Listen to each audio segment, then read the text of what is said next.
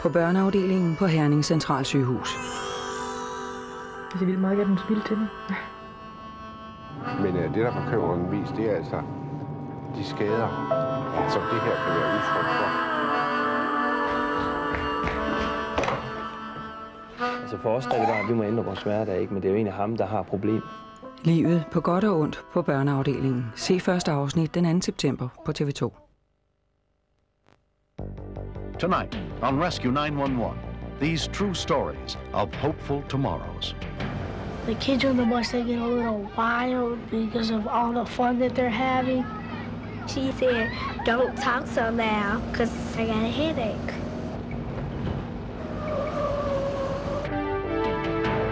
I seen the car flying up into the driveway. I didn't really think nobody had got hurt. I walk out of here and I see bodies scattered everywhere. And I ran to the car and I lifted the car up and I said, "Somebody help me. We have to get the car off the little boy's head." We shouldn't have been trying to ski so close to the bank. We knew better. We knew the lake was dangerous, but we didn't ever think nothing would happen.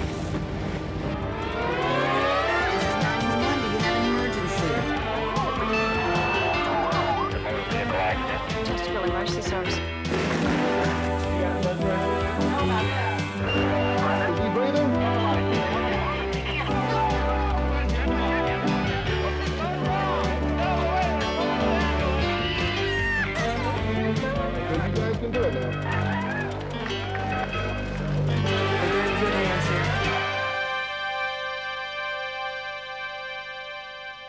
In every life, there are moments that cannot be explained.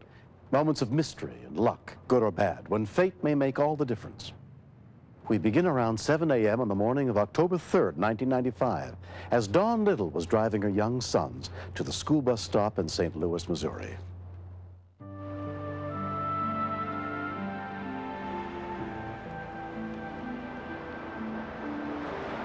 This day, the kids were running behind schedule, and so was I.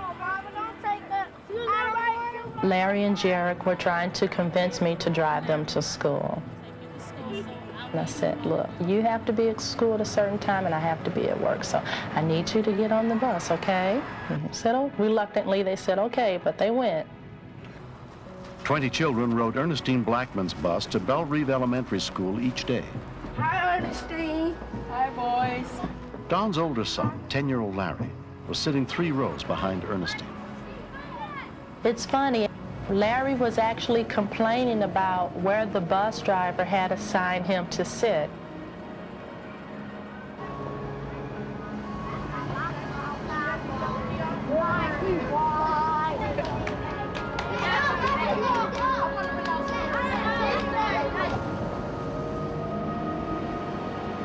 The kids on the bus, they get a little wild because of all the fun that they're having. You better be quiet. Tell your mom. She said, "Don't talk so loud, because I got a headache."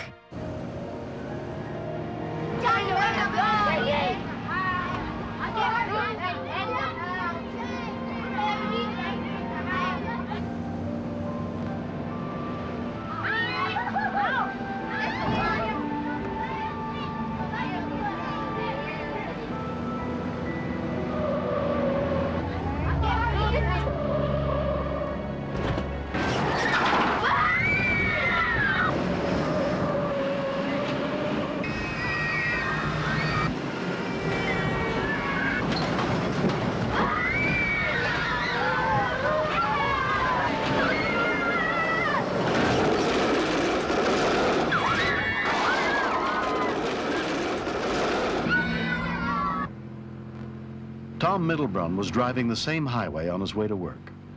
All of a sudden, the school bus just seemed to come out of nowhere.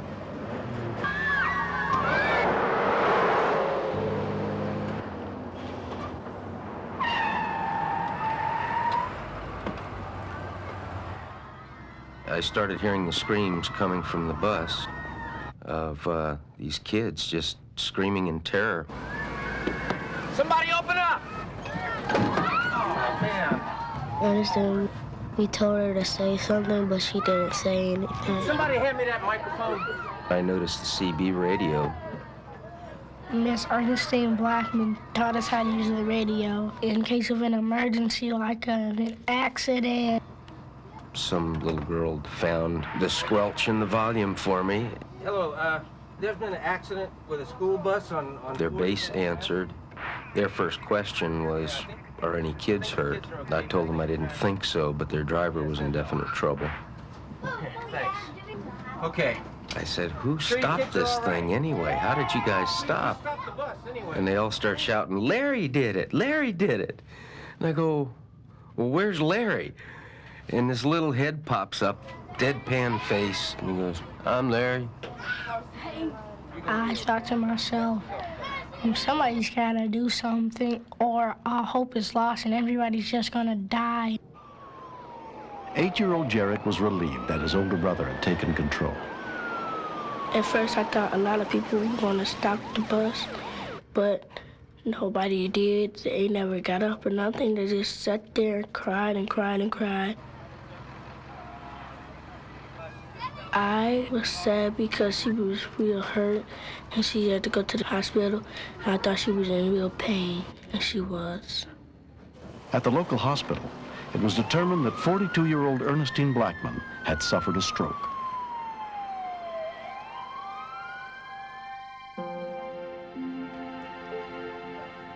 Lauren Champagne couldn't be prouder of his 10-year-old grandson. Larry and I, from time to time, we work together on my old vehicles. I've got 2 old trucks, and he's familiar enough that he knows that a brake is supposed to stop something. He believes that he has a tremendous amount of knowledge at his age, so he feels comfortable with taking action and doing those things. 3 weeks before the incident with Larry, we had a tragedy. I lost my son, who is Larry's father. And then when this thing came, that was like an answer from God. We could sit and talk that maybe God called your father in. We lost him, one life. But through your father, you know, you possibly have saved many other lives. All the awards and everything that I got, I never occurred that all of this was going to happen, so I never thought of myself as a hero. Larry was even named honorary ball boy at a St. Louis Rams game. St. Louis over here on my side, my left. 10-year-old Larry Champagne III. I think he's going to be a fine leader. I think he already is. St. Louis is lucky. The kids are lucky. I don't even want to call him a kid. I have more respect for the way he behaved than I do for most men that I meet. Kids, we have a special surprise for you. All of you know this lady, Mrs. Blackman. A month has passed. Doctors expect Ernestine to make a complete recovery. I've always tried to teach bus safety on the bus because it's an important thing for them to know. How to use the radio, how to stop the bus, how to evacuate the bus, and everything like that.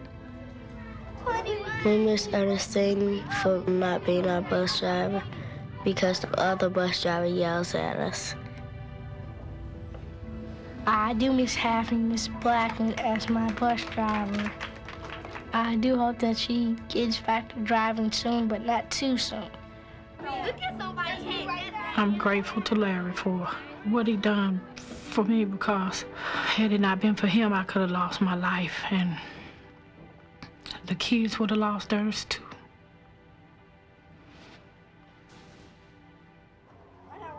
This was truly a blessing for the lives of our children and the lives of the other children. I am very proud of Larry. I didn't think that my dad is smiling down from heaven because I've never done anything great like this.